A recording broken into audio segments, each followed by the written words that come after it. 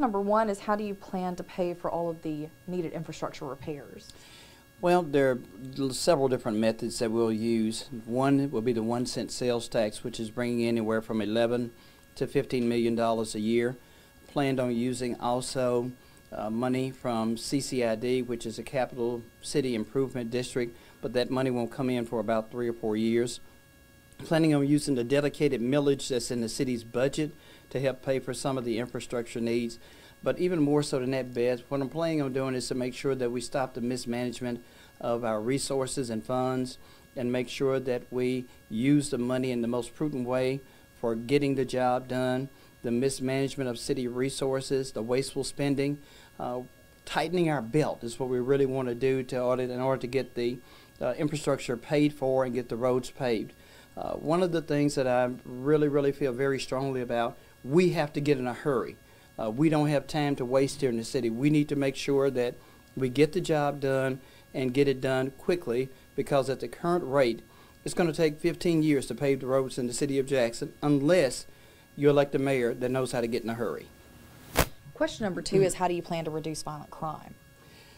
Number one, I know the police department. For over 36 years, I worked at the police department. I know the police department inside and out. No other candidate can make that statement.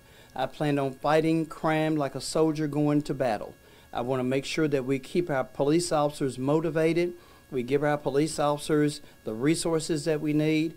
There are 100 budgeted positions for police officers that have not been filled. I want to fill those positions. I want to bring in new technology, making sure police officers at least have vehicles to ride in, which is some of them don't have right now. The new technology is called predictive policing, which is an extension of the CompStat process. I want to keep people out of your house. I don't want to catch people in your house. I want to bring back crime prevention, preventing crime from occurring and making sure that police officers are out there in the community meeting businesses or meeting people and businesses, talking to business owners as well.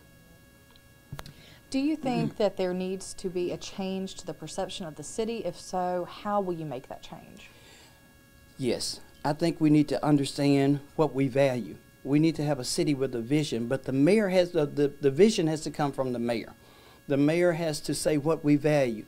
I think we all value the same things: clean water, safe streets, good schools, a water bill that comes on a consistent basis. We all value that. But my number one priority would be promoting Jackson as a college town.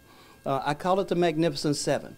We have 7 area universities. We are already a college town. This is something that I promoted in 2009, and I'm still promoting it. I think that we can be a college town. We need to take advantage of Jackson State, Tougaloo, Millsap, Belhaven, Mississippi College, Hands Community College, and the University of Ole Miss. We need to become part of them, and they need to become part of us.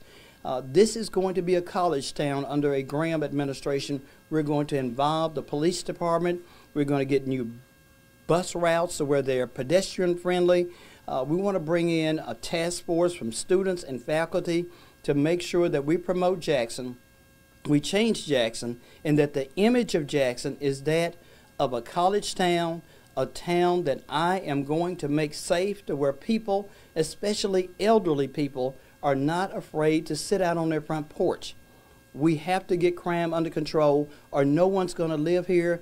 No businesses are going to move here. I know the police department. I'm the best person available.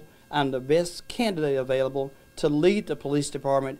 It's been my life, and I've been preparing myself for this my entire life, and I'm ready to go.